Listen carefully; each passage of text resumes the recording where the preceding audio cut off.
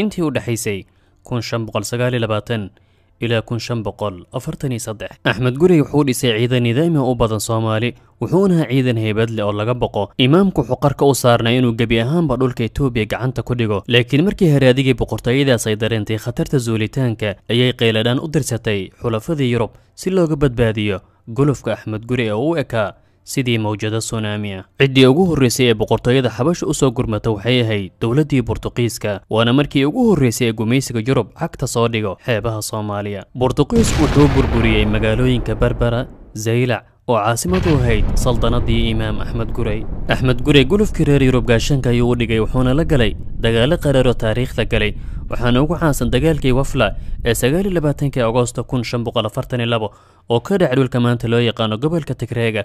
arrinkaasoo daliil u ah dhulka imaaradda Axmed Gurey iyo ballaceeda. Dagaalkaas waxaa ku baxay saraakiil